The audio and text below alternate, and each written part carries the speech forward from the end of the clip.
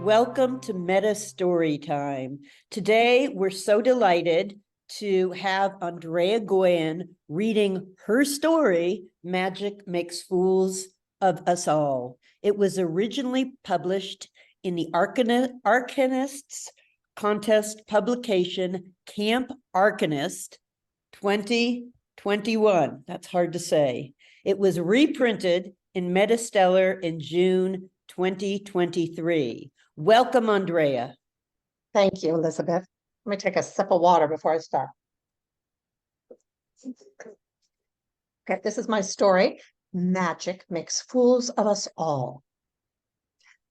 Our family seeks rundown campgrounds, the kind where there's more piss on the bathroom floors than in the filthy toilets, where only cold water runs from the taps, and once or twice a week, local sheriffs break up drunken brawls.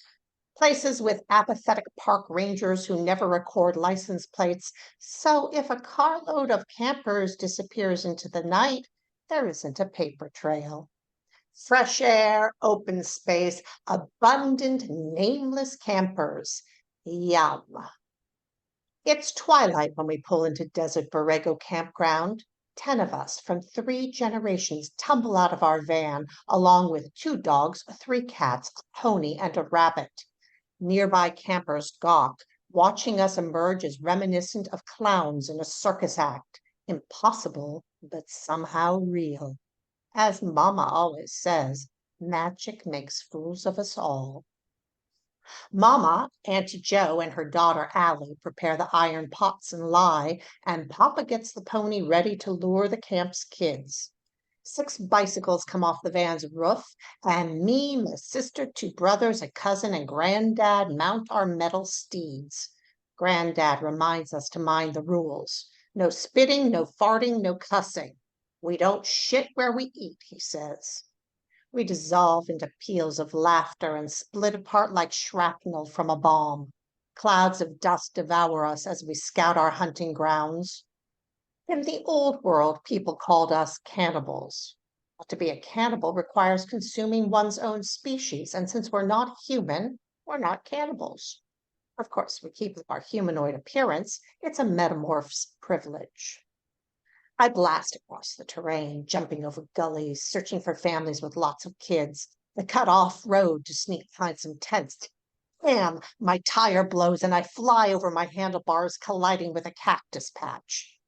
Dozens of barbs pierce my flesh. My human cloak oscillates from the pain. Animal musk burns my nostrils as fur sprouts on my arms and rows of razor-sharp teeth fill my mouth.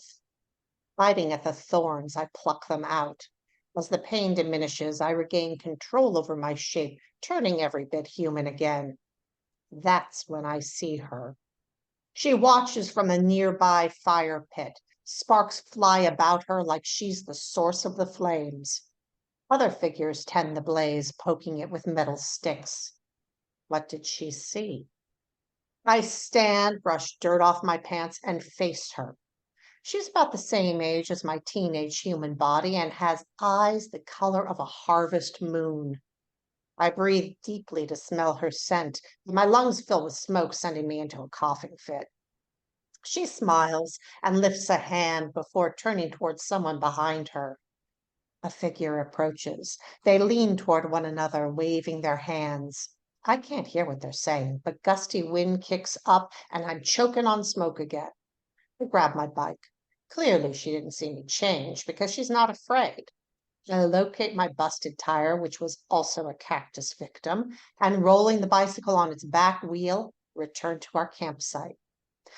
Chats with neighboring campers offering pony rides to their children, and Granddad strums his guitar. Cousin Allie sits beside Granddad. Soon her song, as seductive as any siren's, will compel anyone within range to visit our campsite. And Mama will do what Mama does. She'll select the plumpest, most delicious family for our sustenance. Allie begins, and my stomach spasms. Something inside isn't right. It tugs at me like worms wriggling in my intestines. I want the moon-eyed girl and her kin to stay away. I won't eat bits of her ground into Mama's loaf cakes, and I don't want anyone else to either. I refuse to share her. You must be tired.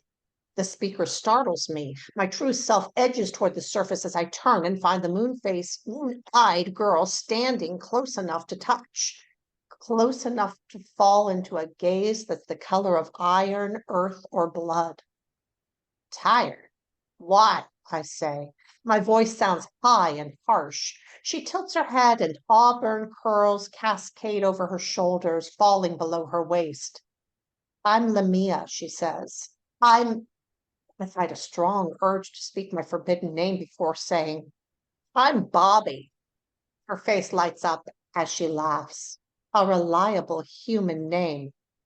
Come. She holds out her hand and I take it. Her skin is smooth and cooler than I expected. We leave the firelight and safety of my family, but I'm not afraid. I'm drawn toward her in an unfamiliar way. Ensconced in darkness, she stops and gazes at me. Your family isn't welcome here. I shrug. It's public land. She sighs, brings her hands to her eyes and plucks them out. Holding them in her palms, they look more like autumn moons than ever. Her pupils peer up at me. You're not human, I say. Neither are you, Bobby. I gesture at her eyeballs. Can you? She pops them back where they belong. This is our home, she says. You know how difficult it is to find a good hunting ground. That tug you feel in your gut is a tiny taste of my magic, how I lure my prey. Lamia's legs whip around me, only they're no longer legs, but a serpent's tail. My body reacts. I'm fur and fury and lashing teeth. She squeezes and I gasp for air as she pins my arms. Relax. Venom dribbles from her mouth, sizzling where it hits my skin. Our families would destroy one another. Hissing sounds surround us. Leave tonight, she says. I'll reverse my spell. I'm already enchanted and ache to kiss her. No, I say, pulling her closer. I think of Papa and Mama, Granddad, and all my kin, and I'm sorry for my betrayal, but it's like Mama says, magic makes fools of us all.